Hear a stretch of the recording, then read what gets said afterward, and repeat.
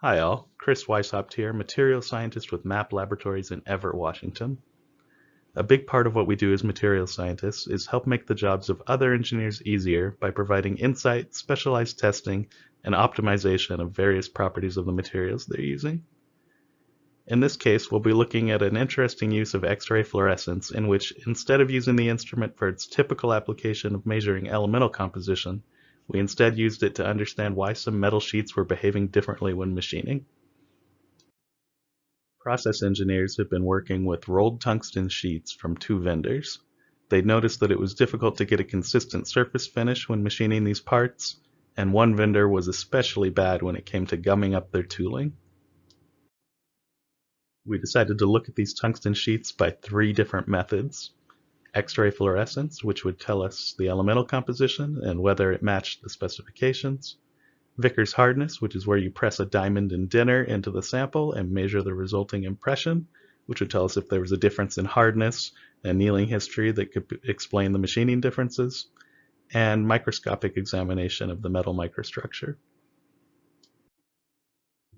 The focus here is primarily going to be on the X-ray fluorescence side of things. XRF uses an X-ray source to bombard a sample, ejecting electrons in the sample from their orbits.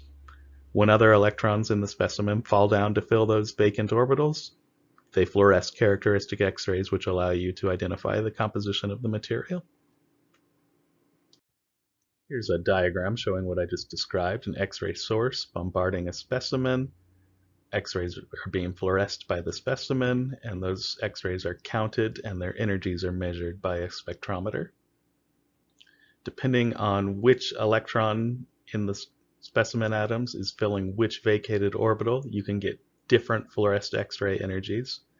And those fluoresced X-ray energies are proportional to the atomic number squared. That's the number of protons in the atoms that make up the specimen. So that's how you're getting the elemental composition information from the energy of the fluoresced X-rays. Here's an example of what X-ray fluorescence results look like. The x-axis is in kiloelectron volts. That's the energy of the fluoresced X-ray. And the y-axis is the count of how many of those X-rays were observed. In this case, I've put the y-axis in the square root of count to help us look at some of these small features. These tungsten sheets were 99% plus tungsten, so most of the peaks we're observing are from the tungsten fluorescence. We have a tungsten M line here from an N shell electron filling an M shell vacancy, and a series of L fluorescence lines from M shell electrons filling various L shell vacancies. The most interesting thing on this spectrum is what are all these other peaks and why do they vary so much between the old vendor and the new vendor material? For instance, this peak here, at like 4.5 keV, we would have the K alpha emission line for titanium, but that's not quite where that peak is. And at 5.4 keV, we would have the K alpha emission line for chromium. And again, that's not quite where that peak is. So these peaks don't really make sense for any potential elemental contamination that could have made its way into these tungsten alloys. But this data is repeatable, and there's a definite difference between the two vendors. So we'll have to think a little bit harder to understand what this potentially means. One of the sampling artifacts you learn about when doing XRF analysis is X-ray diffraction. X-ray diffraction occurs when you're analyzing crystalline materials, and certain frequencies of X-rays are reflected back from the surface in a way that interferes constructively, causing you to receive a peak at a particular energy. This is similar to the effect that occurs when you have a thin film of oil on water, and at different angles, different frequencies of light interfere constructively, generating a rainbow effect.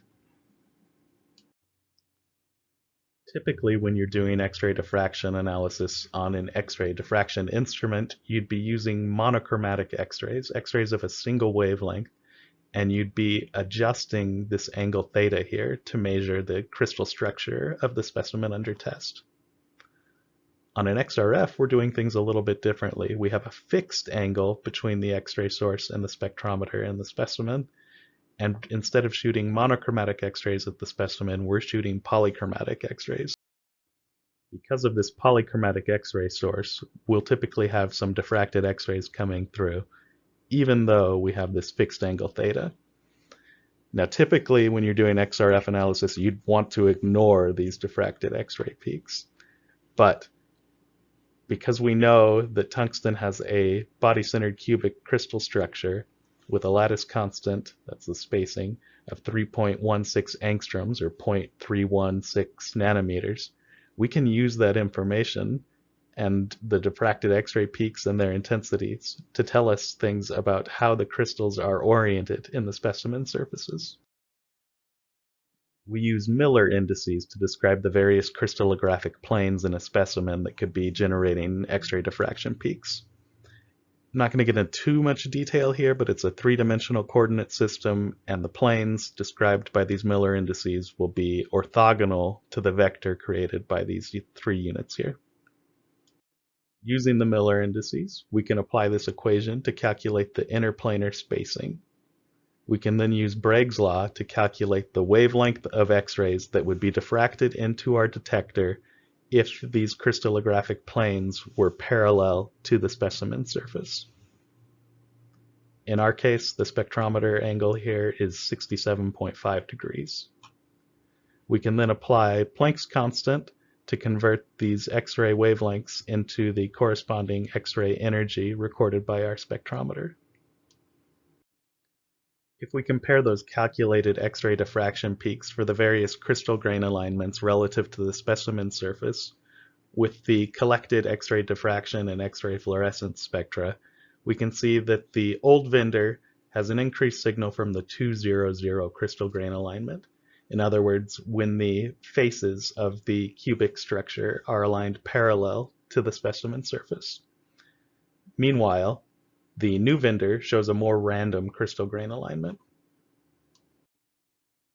The more random alignment in the new vendor suggests that maybe it was rolled at a hotter temperature or rolled in a different way or annealed after rolling, all of which would explain why it was a little bit softer in our Vickers hardness measurements and why the engineers have complained that it is a little mushier and gums up the tooling when they're machining. I just find this to be really fun, to use instruments in a strange way, and here we're using something that would normally be a sampling artifact that you don't want in your data to piece out interesting information about the specimen. To me, it's interesting in the same way that all those laser diffraction and interference experiments we did in physics were good fun. I mean, sometimes it's nice to have validation that physics works.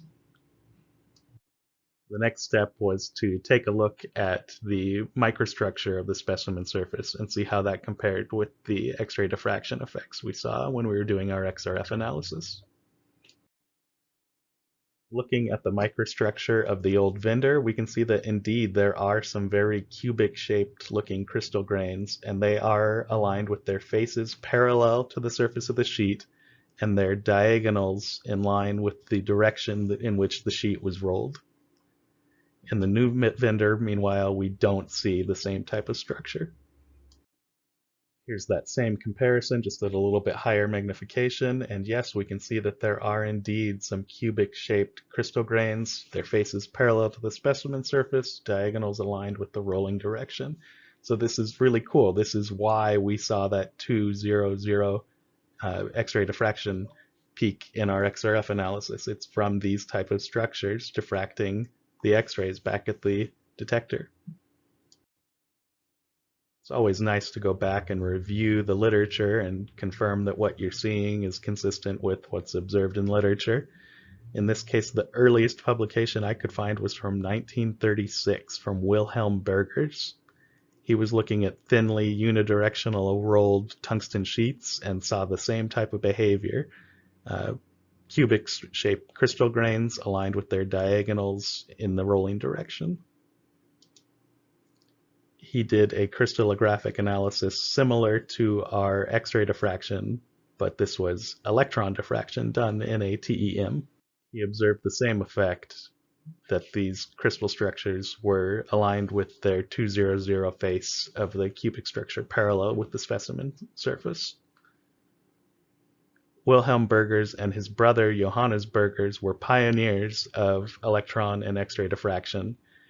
Wilhelm Burgers coined himself the uncle of the Burgers vector, which is a vector first described by his brother that indicates the magnitude and direction of the dislocation in a lattice structure.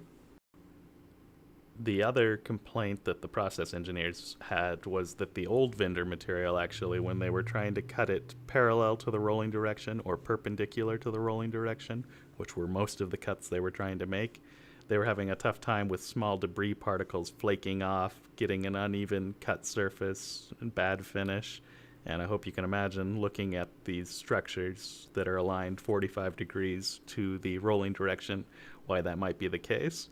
And they actually changed everything and so that they were aligning their cuts at a 45-degree angle, and at that point things machined much easier. Tungsten metallurgy has seen a renewed interest in the past decade due to its favorable properties for nuclear fusion reactors. It has a very high melting point, it has low coefficient of thermal expansion, and it has good thermal conductivity. All great things for a nuclear reactor that's running at very high temperatures. It's also resistant to sputtering when impacted by plasma. A review of the literature showed several electron backscatter diffraction papers that similarly examined unidirectional, cross-directional rolled tungsten, clock-rolled tungsten. That's where you change the angle slightly each time you put it through the roller. And interestingly, each rolling type has different effects on the preferred orientation of the crystal grains. But for unidirectionally rolled tungsten, they saw the same effect, where the 200 cubic faces were aligned parallel to the specimen surface. Thanks for listening. I hope you learned a little bit about a few different analytical techniques, and I hope you enjoyed this strange case where I use spectroscopy to analyze the crystallography of a specimen and explain why it was machining differently in our processes.